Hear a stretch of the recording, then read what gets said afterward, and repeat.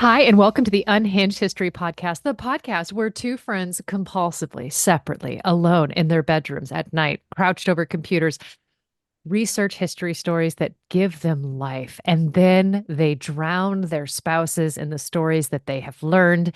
And once a week, join forces and regale the other host with their story. I am host one. I am Theresa.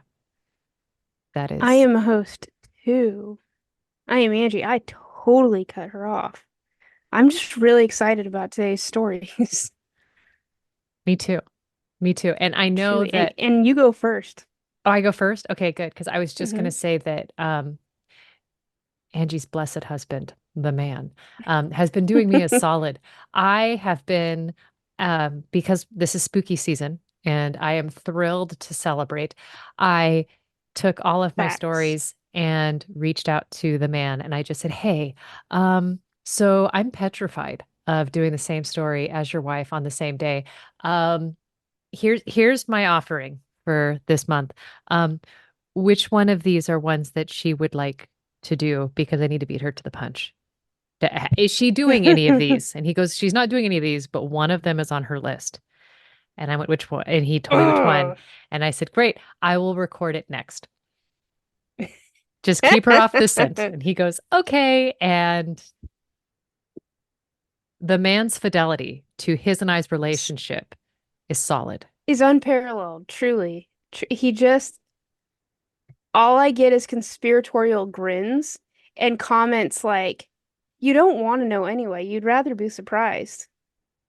You'd rather be angry at the moment and then delighted when she tells the story. Why are you asking me questions? I can't give you answers. And then he grins a little more and he said, all she asked me to do was keep you off the scent. And I was like, well, that's a jerk move. And he goes, it's not hard. All I have to do is steer you a different direction. And I was like, okay. So, jerk I love face. this for me. I love all of this for Hmm. me. And the thing is I know for a fact that if I had to text Hubs and been like, hey, what story is Theresa doing so I don't do it? Or can you tell me what she's doing? You would have one solid wall of people who won't tell me jack. I know who the odd man out here is. It's not, it's me. I mean, okay, but if I had said, what story is Angie doing? I would have been met with the wall of silence. Like I would have been frozen out so hard. But if I said, here is my I, offering, are any of the these on her list? conspiratorial grins. The conspiratorial grins say he is 100% on Team Theresa. Well, you know what? I love this for me. I'm going to go add it to my LinkedIn. I'll be right back.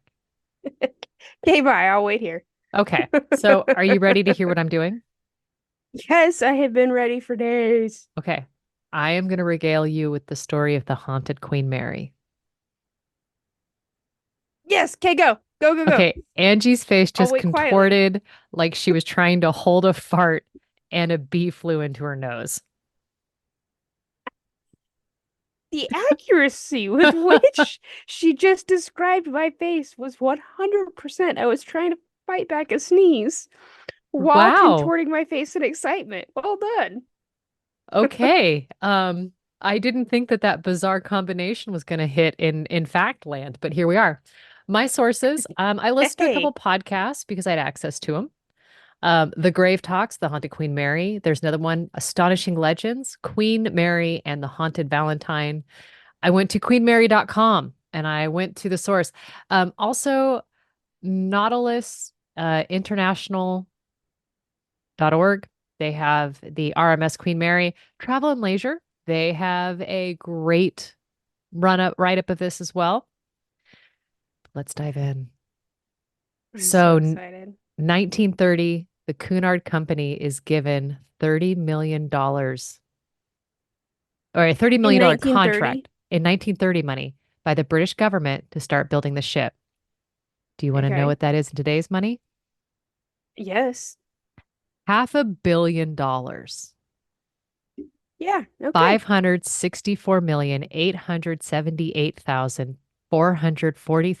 $564,878,443.11.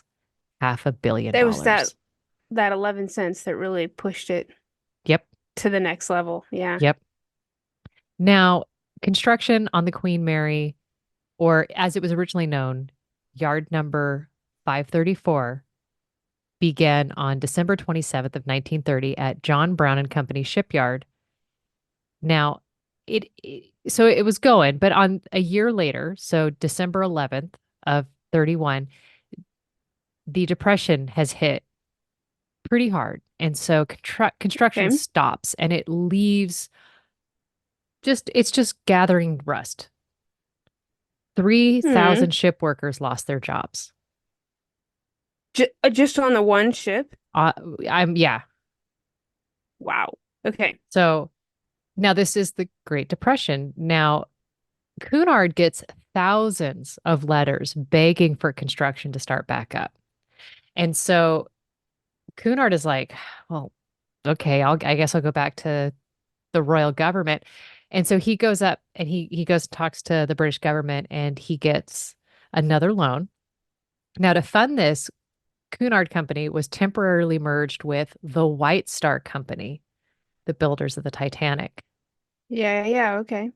Now, legend has it that the board of directors at Cunard, they decided that the ship was going to be named Queen Victoria. Now, all of the Cunard ships had a suffix of IA. You know, they had the Mauritania, the Aquitania, the other one that I'm not going to even try to say.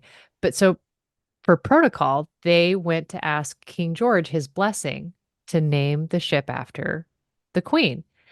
And purportedly, he said, we've decided to name our new ship after England's greatest queen, Victoria.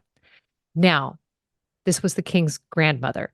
When the king heard this, he was like, oh, my wife, Queen Mary, is going to be delighted that you're naming this ship after her. This is fantastic. I can't wait to tell her. Oh, she's gonna be so excited. I'm gonna text her right now. Yeah. And Honey, that's how the ship got the name, the Queen Mary, when it was supposed to be. I mean, what are you gonna do? I mean, and part of me hopes that the king really understood what they were saying and just routed it. Yeah. Just went, I'm going to change fate. I am going to be the hero tonight.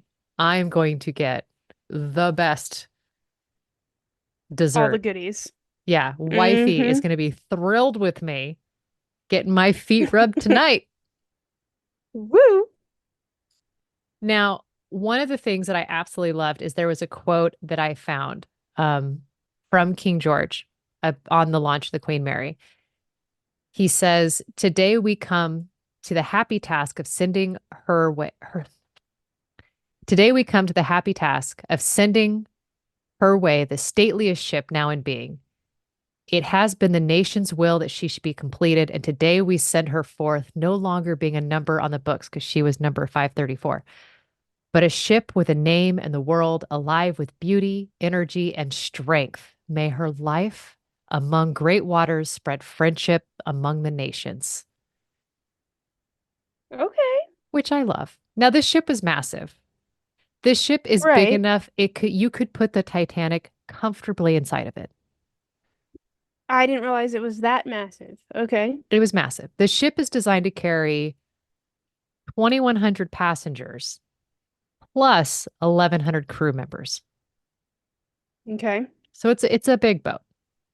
So May 27th, 1936, the Queen Mary departs from Southampton in England. As you And do. she's embarking on her maiden voyage.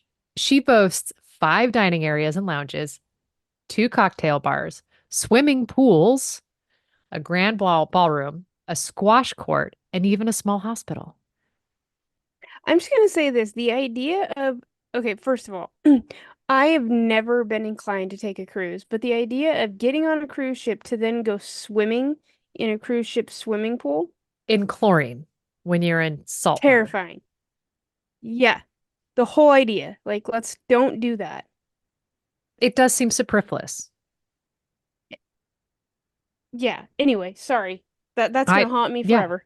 No, you're good. You're good. Now, she was considered basically rich and famous, and this is the only civilized way to travel. The who's who of I anyone mean, is going this it's way. Gucci. Mm. Even like the third class passengers were living large. I like to hear this. Okay. Because I guess, and this was one thing that one of the podcasts I was listening to, they had a woman who'd written 3 books about the Queen Mary. And she was saying that, in some boats you have like first class being on the top deck, second class being on the deck below, and then third class, you might get a porthole that you can't see water, but you get light in your room. But that's not how the Queen Mary was set up.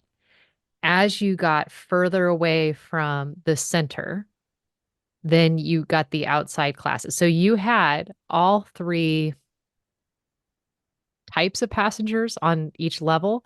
But as you got further away, and I'm going to not use important words that would make me wrong because I don't know what I'm talking about, you would have, you'd be further away from the excitement, further away from the lounges, the decks, the cool things, but also more inclined to the rocking of the ocean. So if you got hit by a big wave, your side might be a bit more tumultuous. And that would be for the third class? Yeah. So the third Yeah, class okay. got to Okay. deal with a little bit more of the hand that rocks the cradle, Okay. which doesn't seem so Interesting. bad. But I guess one person did at least go over the edge, and there were plenty of concussions and things like that from people getting knocked about, in the wave. So, okay. So not the Okay. best, but not the worst. Okay. I mean, at least Now, they get to go outside. yeah, truth. So the Queen Mary ends up seizing the hearts and the imagination. Everybody in the public eye loves this boat. Both sides of the Atlantic, everybody is Team Queen Mary. She is really representative of elegance, class, and style because she is just bedecked in that Art Deco.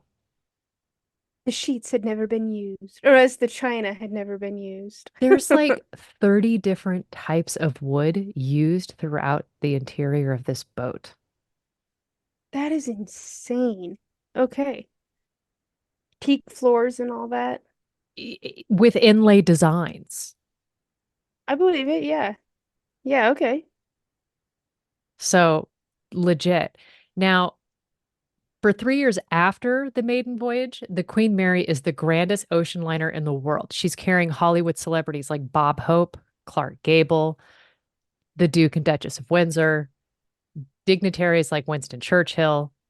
During this time, she even sets a speed record, which she holds for 14 years. Dang. But then, when the Queen Mary docked in New York in September of 1939, that would be the last time she would carry civilian passengers for many, many years. And it's during this time that Mm. she starts to serve as a troop ship during the Second World War. She transports nearly 1 million troops during this time. Holy cow. I'm just thinking of how many trips back and forth that is. Yeah.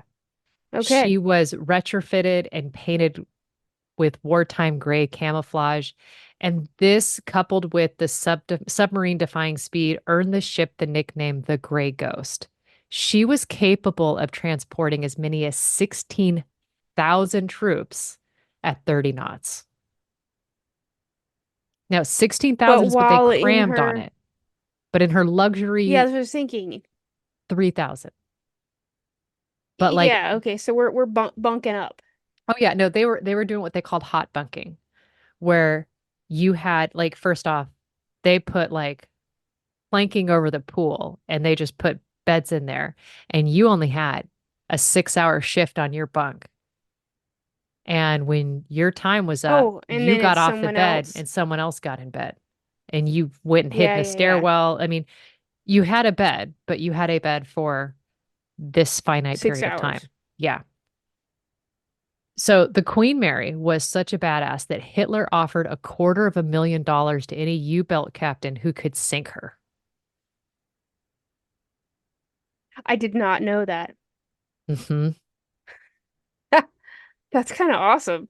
Yeah. I'm picturing like a want list, And there's always like You America's have top 10 Virginia most Hall, the wanted spy, you have Nancy and Wake, and a and then ship. you have the Queen Yeah. Mary. Yes. Yeah. That's amazing. So, and honestly, when you think about it like that, Hitler had money on so many people's heads and ships. A heck of a time to be a mercenary, I guess. This makes me feel like the Night Witches really got shortchanged because they were only going to give the soldiers that shot down a Night Witch, like what, a medal? They weren't going to get a Yeah, I ton of think it was. money. You know what? I would have demanded, I would have been like Caesar and been like, look, if you shoot me down, demand more Yeah, because here I am. Yeah, I'll help you negotiate. yeah, because this is ridiculous. I'm worth more than that. Now, the Queen Mary also had a sister ship, the Queen Elizabeth, and Churchill credits these two queens with shortening the war by at least a year. Okay. The queens So as in the ships, not the the ships. not the humans, right? Yeah, no, I Okay. mean the only Queen Mary is still alive at this point. The Queen Elizabeth would have Oh been yeah, Lizzie okay. one. That makes sense. I was thinking in my brain, I was thinking our Queen Elizabeth, Yeah, because she Lizzie would have been too. alive at Yeah. that point. She So would have I bet been. she still would have been a princess at the time, right? Because Mm, she wasn't yeah, crowned she would have until been, yeah, she would have been a 52. princess. And she was actually during the war, she was a mechanic. She was Yeah, yeah, working. yeah. Yeah, she was. And a driver, Hell which I yeah. think is amazing. So, into the war, the Queen Mary's fit to go back into passenger duty. It takes a while for her to get back into ship shape because all of the cool things that made her her were stripped out. Like all of And the painted gray. luxury things, were pulled out, all of the niceties. And so now we got to take the planks up off the pool, make the pool pretty again, get everything ship shape. I love your pun. You like that? I Hmm. can't say I even planned it. It's not even in my notes. This is what I Nice. bring Well to you. done. You like that? I love that for me. Yeah. Now, so the Queen Mary, even after, all of this, she spends 31 years of service with Cunard. She traveled 3.7 million miles and carried 2.1 million passengers. And they decided to retire her because of the increasing popularity of air travel. No one's just taking Okay. ships anymore. And you think about it, that you can take a jumbo jet and get to from London to New York in hours, or you could take days. I mean, I guess it depends on what your goal is. If you're just the idle rich, I, yeah, I guess. Really, what is your end game? True. I guess more people were deciding to get to where they wanted to go fast to be idly rich, stationary. Well, and that's the new in vogue thing, right? Right, Like, right. yeah. So, what do you do with an ocean liner that is no longer fit for service? You put it up for auction. And on July 24th, 1967, the city of Long Beach, California purchases the Queen Mary for $3.4 million. dollars. In 1967 money? Yep. I didn't translate what that would be in modern. Is that going to No, bother that's you? okay because it's no, because I'm thinking how sad it was that in 1930 money it cost $30 million. Right? Like, so We've depreciated. quite a bit. Long Beach bought it pennies on the dollar. Yeah. So the Queen Mary leaves Southampton October 31st, 1967, one last time, and she has to take a 14,000-mile voyage around Cape Horn because she's too big to go through the Panama Canal. Right, right, right. Okay. Now, she arrives in Long Beach December 9th, so it took some time. And one of the things that really got me is a lot of the people who had booked passage on the Queen Mary for her maiden voyage had decided to join her for her final passage to Long Beach. Oh, really? That gave me chills. Isn't that lovely? Could you imagine? Alfred, darling, do you remember that cruise liner we took back in 32? Do you remember? Anyway, would you Anyhow, like to she's go to kind of derelict, but California? we should do it again. Oh, it was so fun. Now, I didn't put this in my notes, but the captain who brought her to Long Beach, he felt that she was the most sentient of all the ships that he'd ever captained.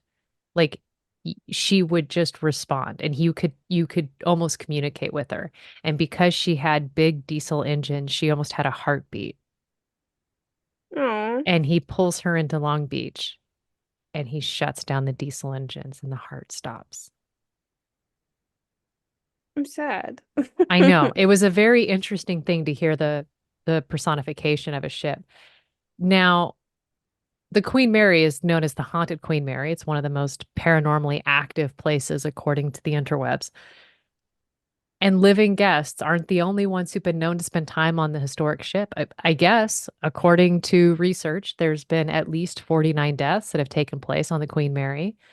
And if legend holds, there's many areas that are known to be very active and have apparitions.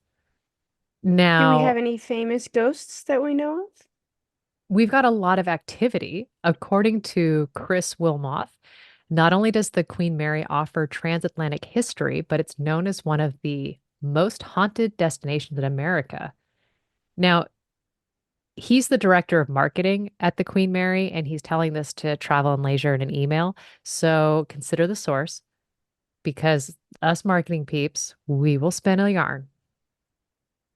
That is your job, in fact. Yeah, literally. Now, he says that the unique history of the ship offer or allows us to offer one of a kind and authentic experiences that delve into the paranormal from evening tours and ghost investigations to overnight stays in the most haunted stateroom, B340.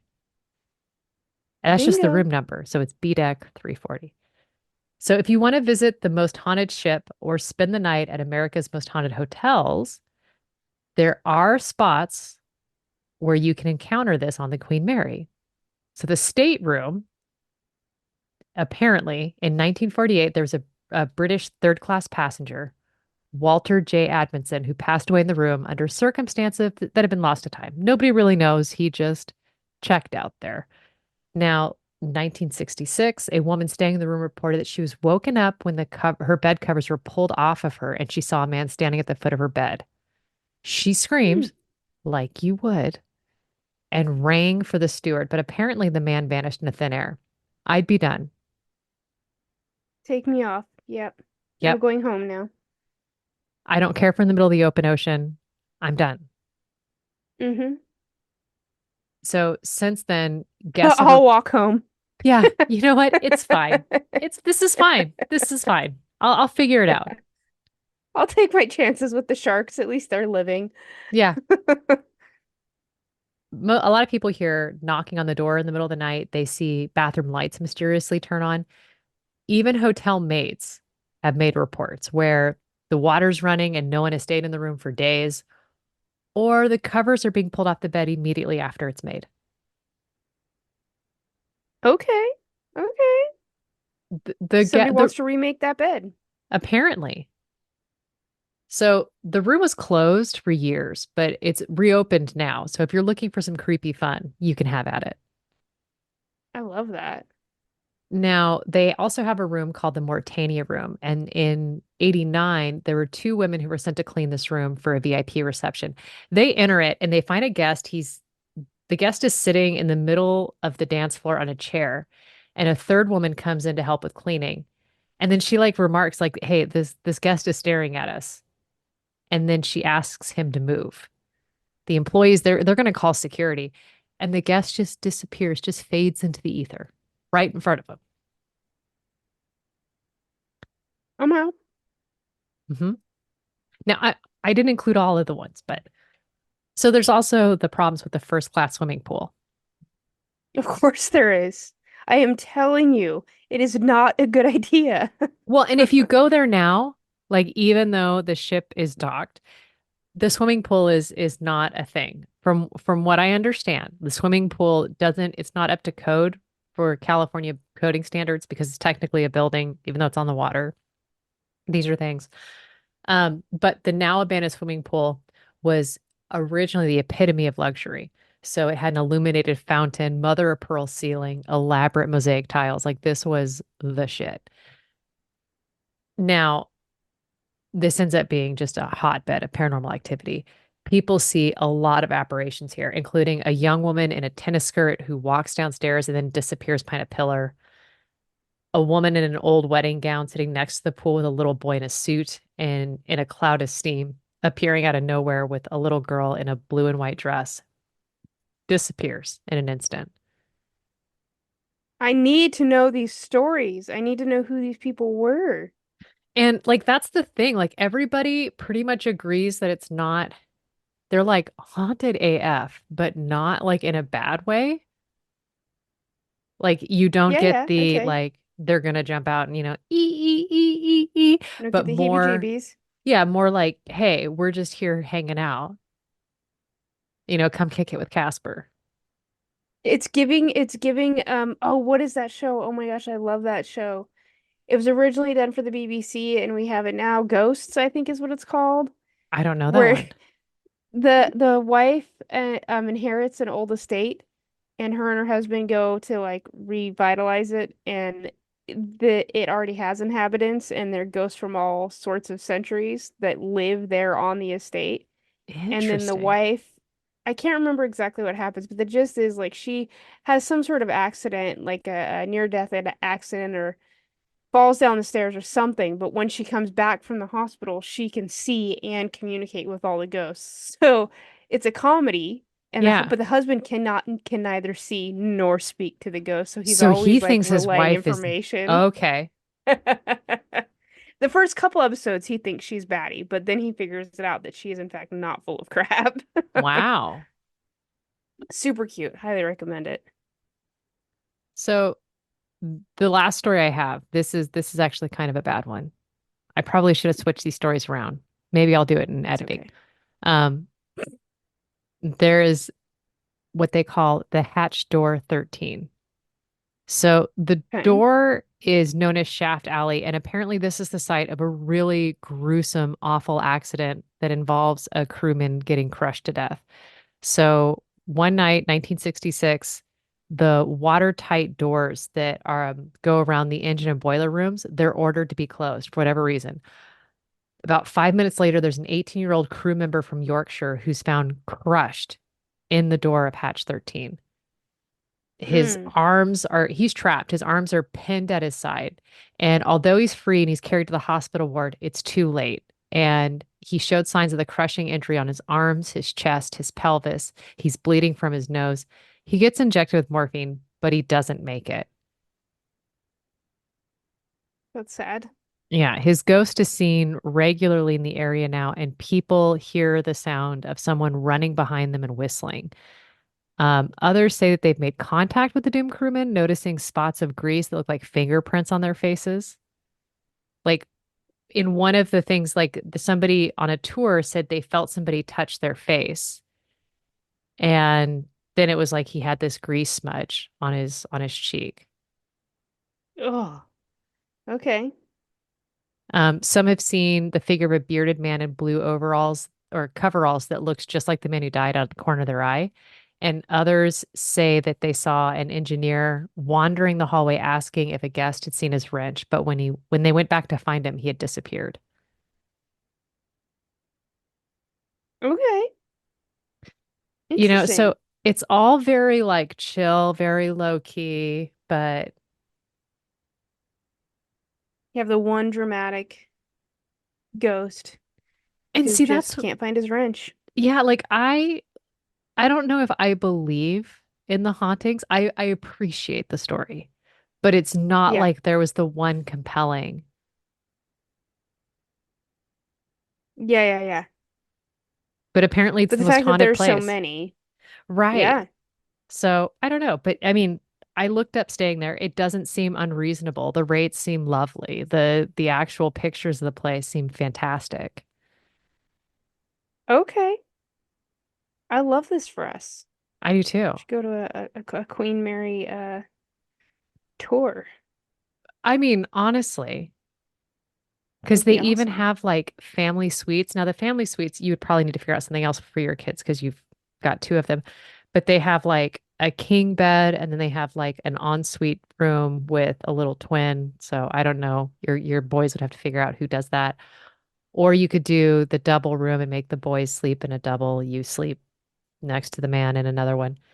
I'll let you guys figure that one out. That sounds like so much fun. Uh, Our luck, we would go in and not a thing would happen. I don't think a thing would happen to me either, but like, Yeah. I mean, in the podcast, they did have other stories, but they all seemed very easily to be creepy pasta or things you just made up. You know what I mean? Yeah, okay, yeah. You know what I will say is this. I grew up down the street from what locals consider to be one of the most haunted sites in our county. And when I got old enough, I got a job there because I've been obsessed with that building my whole life. And I personally loved it. Now, there were a few spots within the building that never sat right with me, like ever. And again, I'm with you on the I don't know that I've ascribed to the whole believing in ghosts, but I definitely believe in the idea of there being something I don't know, something I Yes. don't understand. Yes. Yeah. And it is because of those spots because you could be like the it was a hotel and the we actually had the oldest elevator in California in this hotel and the still operational. The elevator would go all the way to the basement floor, and back in the 30s and 40s, they would project films, the most recent films on the wall down there, and the actors who were up here filming would sign the wall. And it's said that that's one of the most haunted areas. I loved it down there. It was so cool, like temperature wise, so calm, so peaceful. I loved it. Other people totally freaked him out. However, the second floor, the entire second floor, I would avoid like the plague. Interesting.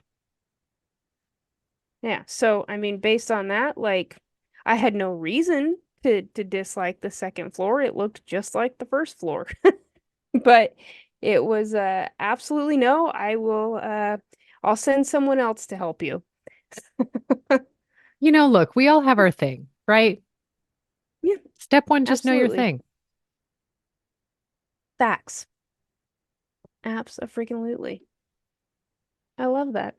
My story has no hauntings. Well, that's not entirely true. Mine might have hauntings. Depends on how you take it. Okay, Emily Dickinson with one not need to be a chamber to be haunted. Yeah. Okay, you know what? And here's the thing. You know I'm a huge fan of burying the lead, but there is no way I can do that for this story. So I'm just going to hit you with my sources. Okay, I'm here for You this. ready? All right. Okay. History.com has a wonderful article called Before America Had Witch Trials, Europe Had Werewolf Trials. Oh, I love this for me. All That's Interesting has another article called Werewolf Trials, Europe's Gruesome 16th Century Witch Hunt. Oxford Open Learning had a really useful article. CVLT Nation, which take it with a grain of salt, it's not a source I've ever heard of or know anything about, but what they did have was a really great collection of stories and some really great artwork. So I kept it. Another source called theconversation.com, The Ancient Origins of Werewolves, Werewolf Legends from Around the World, Historic Mysteries, and then a couple encyclopedia articles. And then this English language House of Switzerland website, which here's the thing. This website is designed to teach people that want to learn English by telling them stories in English, but they're all like this particular one, they're all historical based and pretty fascinating, and they're about Switzerland. So you're learning a different language about your own country, which I thought was really clever. But they have a fantastic article called Where Witch Trials Began and Where the Last European Woman Was Executed for Witchcraft.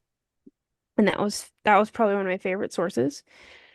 So, without further ado, because that was a giant mouthful, I present to you Werewolf Trials. give you some background a bit if you don't know the werewolf lore or if our listeners have lived under a rock for the past 500 years. But, Maybe they're quick brush tuning up in from seems legit. Switzerland and learning English. Yeah, So, you know what? Don't exactly. hate. I'm not hating, I'm just saying. I thought I would give us a quick brush up on the topic. How old do you think the idea of werewolfism is? Oh, it's pretty stinking old. It's pretty stinking Yeah, old. Like, yeah. I mean, I think the werewolf with the silver bullet, I want to say that was hundreds and hundreds of years. 1100, 1300, 13. I want to say How 13. about the oldest surviving example of a man-to-wolf transformation is actually found in the Epic of Gilgamesh, which is just over 4,000 years old. Okay. I wasn't quite thinking that old, but okay, I'm here for that. I mean, I was just thinking like the You're not werewolf wrong, silver though. bullet. Like I think that part comes from France, but Yep. And the werewolf we know and love today comes from around the time frame you're thinking. So okay. you're not wrong at all.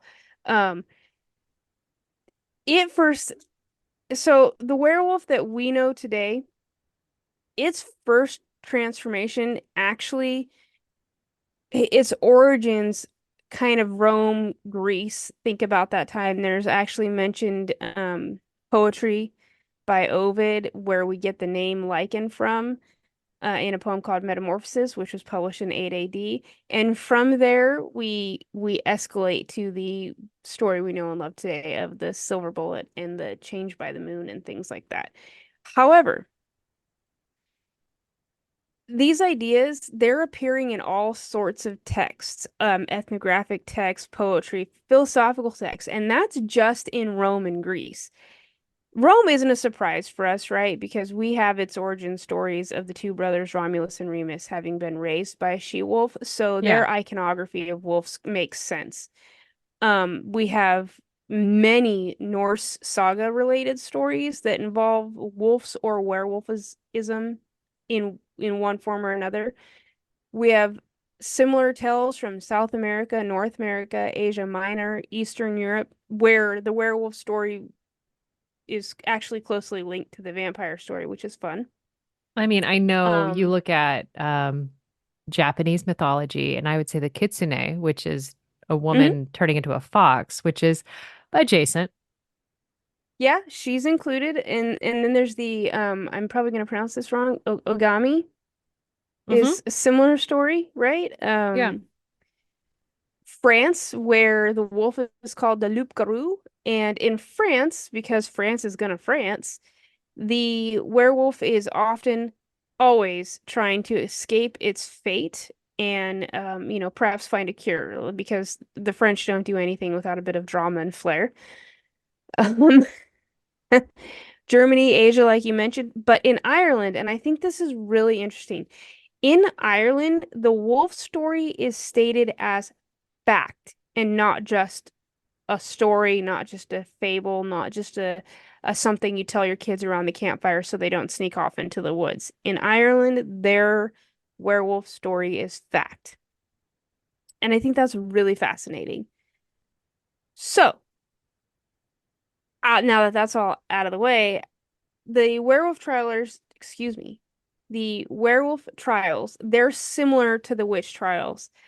History.com makes the case that werewolf trials range in Europe starting around the 15th century all the way through the 17th century. And for much the same reasons as the witch trials, superstition, religious or political beliefs, the harsh living conditions. People are always looking to blame somebody else, right? So Hmm. let's blame a werewolf when there are no Jews around. Um, because why not? One source, which I thought was pretty fascinating, cites war as a reason. And the idea behind that is, especially like the 30 Years' War, when war breaks out, it is sometimes a harder and or more time-consuming task to bury all the dead, which would then bring out the wolves, like the wolf population of the area, to feast on the dead, right? Um, Oh. and so you hear more. quote unquote werewolf stories and werewolf trials around times of war, which I thought was really interesting. In as early as 1428 in Valais, Switzerland, which I thought was wild, authorities are pressed to establish formal witch trials.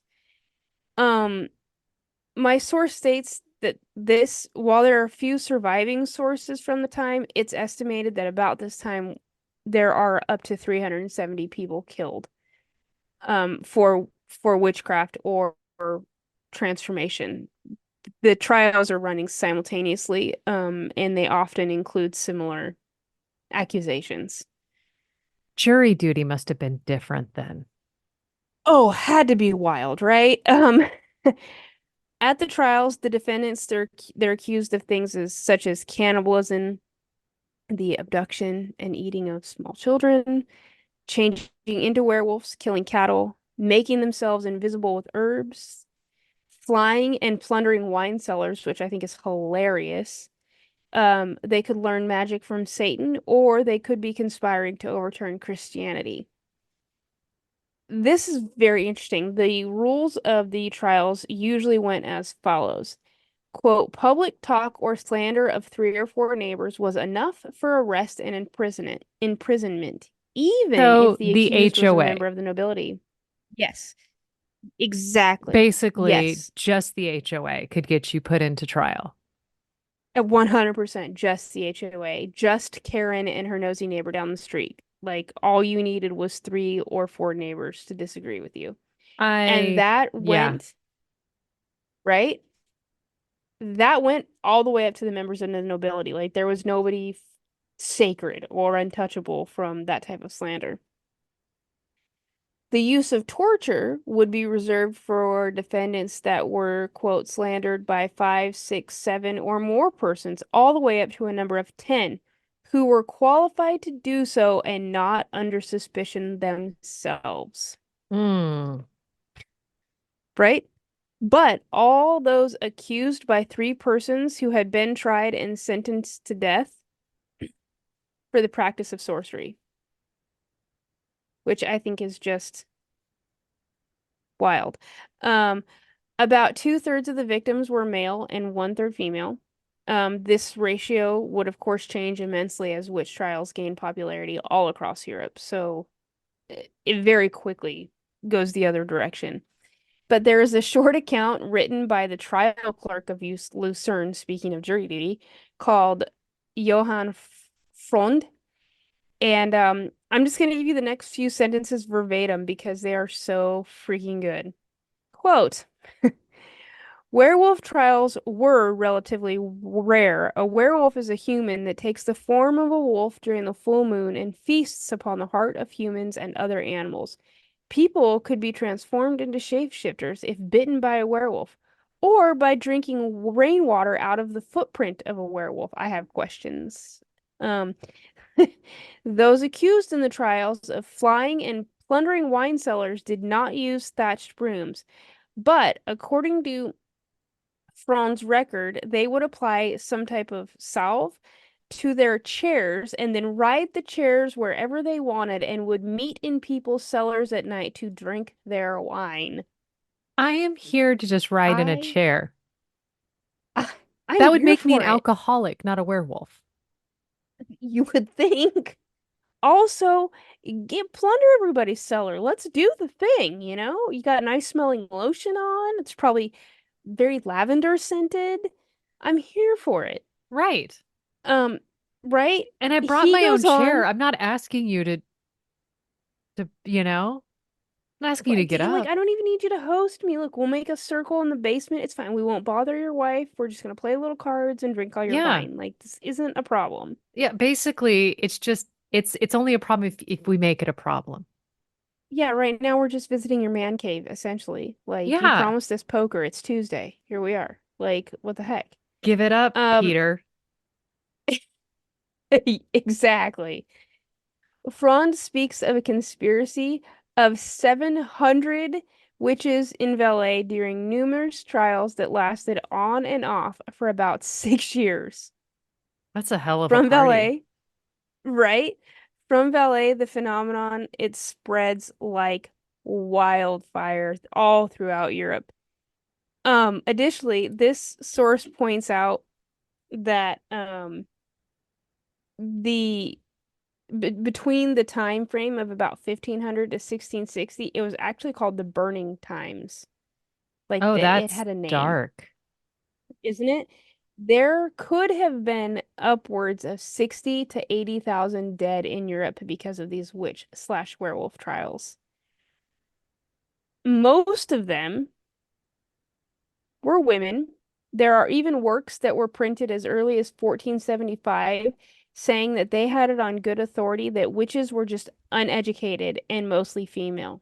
And all I have to say to that is, well, gee, perhaps if you taught your daughter to read, she wouldn't have had to resort to witchcraft. You know, Or have you read seen better the shirts? spells. Just saying. Have you seen the shirts that say they didn't burn witches, they burned women? Yes, exactly that. Like who are the most uneducated people in Europe at the time? Gee, I I don't wonder. know. Probably the most persecuted. Exactly. In 1521, Pope Leo X appoints two inquisitors to preside over the trials of werewolfery, and that's just a really fun word to say. The defendants were two shepherds called Pierre Burgot and Michel Verdun, and a third man called Philbert Mont. Basically, the gist is this. Burgot states that 19 years prior, he was collecting his flock of sheep and there was a massive thunderstorm, at which point he says he's accosted. He could have just been simply approached by three demon horsemen. They're clad in black from head to toe, and I one of like these how your demons, complaint right now, because you're like, he says he was accosted, but he was just approached. Okay, so because, you're, and this but is why. but you see, you're upset about like, you didn't like, you're like the approach versus the demon horseman. Yeah, I'm not even a little bit bothered about that, and I'll tell you why later. Um, one of them asks him, "Why are you troubled?" So, if he's being asked why he's troubled, I really find the word accost to be the wrong word. But hey, perhaps he was aggressively asking. Yo, Anyway, what the hell's your issue, Angie? exactly. Just a little bit intense, if you will. Pierre basically replies that he's afraid his sheep might be attacked by wild beasts, at which point the demon tells him that if he would serve him as master and renounce God, quote, Our Lady, the company of heaven, and his baptism, all his sheep would be safe. Oh, and he would also have money. So, I mean, you just sweetened the pot. You didn't even need to give me the money. s- there you are. My sheep are cool. I got some money. That's what he says. So he goes on to acknowledge the demon, and then later, in company with Michael Rodon, he is said to attend Sabbats of Warlocks, where he strips naked and is anointed with an unguent, a What? salve, a lotion, if you will. It's a lotion? Unguent, Unguent. I had to look it up, and it's a salve. Okay. I mean, Yeah, it seems like medicinal. something I'd pay extra for it just because it has a weird fancy name, I know, put a little umlaut somewhere. right? You're good. Um, After applying this, his limbs and the rest of him all become hairy, and he loses his regular feet but gains those of the feet of a beast. Verdun is also capable of changing his form, and they said they both ran like the wind. In the shape of wolves, they pursued and attacked children and committed other hideous crimes. Oh, I actually know their story. Yeah, these guys are all burned at the stake in 1521. Now, if I'm not mistaken, there was a read on this on their story, on their trial, that the townsfolk had experienced such trauma from these monsters burning through their children that the werewolf lore was more comforting than assuming people could be so monstrous to just butcher children. I think that that is the case in a lot of these stories. A lot of my sources contend that the individuals being accused of becoming a werewolf are out societal outliners, immigrants, hermits, those that just don't really fit into the town community in any way, and were likely committing other nefarious crimes against the people of those communities that I just wish to not name. Mm. And so I think that you're right in saying that it's probably far more comfortable to create a fairy tale out of the beastly acts these people are committing. So yeah, they go on. I mean, all of them are burned at the stake at this point of these guys in this particular trial. But what's interesting about them is that in later trials, we often hear similar details. Men in black, some type of magic lotion or a belt or a skin that turns them into the wolf form, and other similar things along the same veins that they said at their trial. Well, I mean, at There's, that point, you're just like, well, I mean, this is what Freddie said. And so, I mean, Freddie was just burned at the stake. I'm just I going to go guess, along. I mean, this is kind of what you do. yeah, it's so wild to me that you would think to say that because it didn't work the first time. Why is it going to work this time? Well, but I mean, it's just like I'd rather just tell him that I'm a werewolf versus like I have this dark need in me that crops up every 3 weeks where I'm just like Eh, I can't handle Yeah, kids in the bakery yelling because I'm just over it. I'm just gonna take that little John Mark and do whatever. yeah, yeah. And you're probably so right.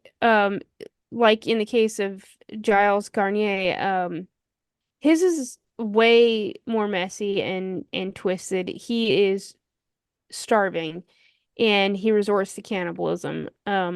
Probably a menu of missing children from the region. There Mm. are those that believe he would not have been able to make the walk to where the children had gone missing from, but because his story is told a couple of different ways, much like a lot of the other stories, the fit into that paranormal box or that fantastical box in the end, like it doesn't matter how you tell the story. It's so out there that whether he actually did commit those crimes is just, I don't want to say it's irrelevant because they get their the townsfolk get their justice, but it's just wild, you know? Um, he says that he had been visited by a specter that gave him an ointment that would give him wolf-like powers, and he confesses that his charges of lycanthropy and witchcraft and is burned at the stake. Have you ever heard of the story of Peter Stump? I think so in a lore episode. So I'm just going to make it short and gross for you. He's a farmer from Germany. He's charged with a list a mile long of heinous crimes: murder, incest, lycanthropy, witchcraft, and cannibalism. And his execution is definitely one for the books. He's placed on a wheel where his skin is torn off with pincers. His limbs are smashed with the blunt part of an axe, and his head is chopped off while his body is burned. Authorities decide to make an example of him by placing his severed head atop a pole right next to the execution wheel. There's a wolf symbol nearby. It's an attempt to ward off any other behavior pertaining to werewolves at the time.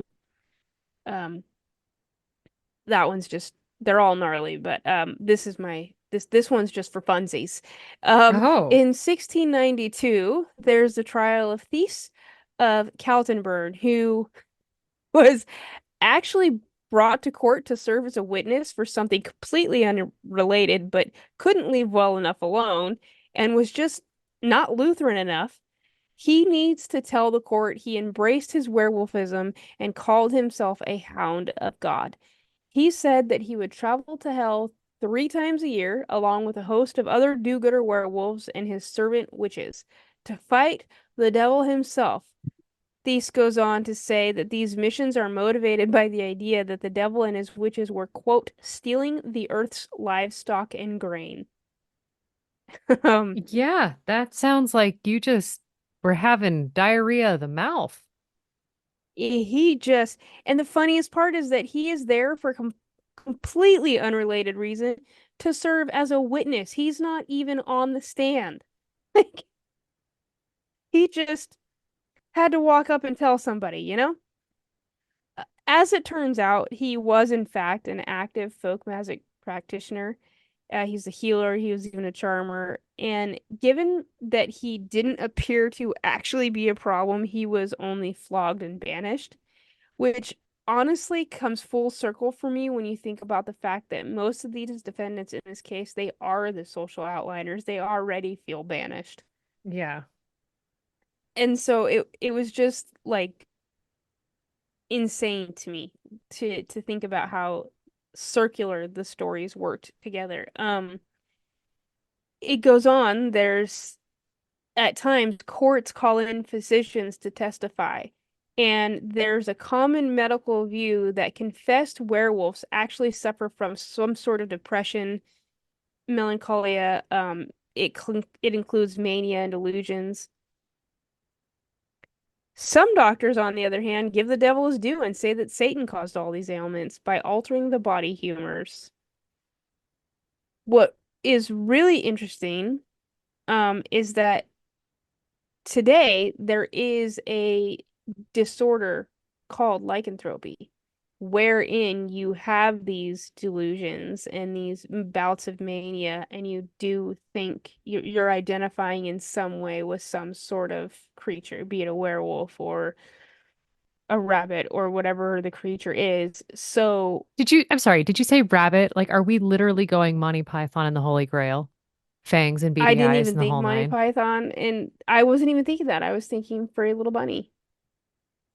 But I was just pointing out that in this case, it's not always a werewolf. It's not always a wolf. It's whatever animal the patient identifies at. And it can be caused by many, many things. Um, I do have two great works of art if you wish to see them. Yes. Okay. Allow me to share my screen because they are just fun. Sadly, for this one, I don't have Okay, so she's a showing me source. a woodblock print sort of deal. It is, Mm-hmm. imagine a dude that has just gotten high. He's sitting on the ground, fairly In his bathrobe. cross-legged. Yeah, in his bathrobe. He's got extra long fingers, like you do. And the head of a Irish wolfhound with his mouth completely open and tongue flapping in the breeze like a flag. But he Yeah, is he's having a mid-story. conversation with his friend. Yeah. Yeah, he is. He's even giving you the finger guns. Like, Mm. hey. Yeah, pretty much. Oh, Yeah, this is I love this. It gives the whole I want you to draw me a medieval cat, but I've never actually seen a cat. yes. Yeah, that's what it gives. And then this is an Athenian vase Oh, okay. So this from one, right around 460 BC. it could be a hunter on his hands and feet, like bent over, with a wolf skin on his back. It looks like it's strapped to him. Um, kind of like he's carrying the wolf, but the wolf's mouth is over his head. Or he could be It's a wearing it pelt. as a pelt and he's chasing children like I would when I babysat. These are Exactly. things. But I thought it was really kind of compelling because this is from Athens, Greece. It's circa 460 BC, and there's because this is one of those bits of mythology that is global, the the stories are not always identical or that they have differences. And in this case, he would have been transformed from man to beast by wearing the pelt of the wolf. And this image is the process to become the beast, Okay. which I think is pretty cool. So there's the werewolf trials of Europe. And yeah, I want you to know that it took me every ounce of adult willpower to not go on 637 side quests with this because there were so many ways I could have gone. I mean, I'm actually kind of bummed that you didn't go on the side quests. Well, I could have, but I didn't want to keep you here till 7 p.m. tomorrow. Howard. I'll keep that in mind next time. I mean, you're Next time teasing I me want with to a hear you good be time. like, Tapping out. Angie, I need Angie. to go Angie. eat. I haven't peed in days. Yes, that's your fault, not mine. Fair point. Yeah, so there you have it. I have loved all of this. If you have loved Good all of times. this, if you're like werewolf triers, hunted ocean liners, what are they doing next week? Oh, just you wait, Henry Higgins. Just you wait. Rate, It's gonna be review, awesome. subscribe, and tell your favorite person who runs around in a wolf pelt about this podcast and get them to join us Yeah, next or week. your favorite maid on a haunted ocean liner. Let us know. Yeah. And on that note, goodbye. Goodbye.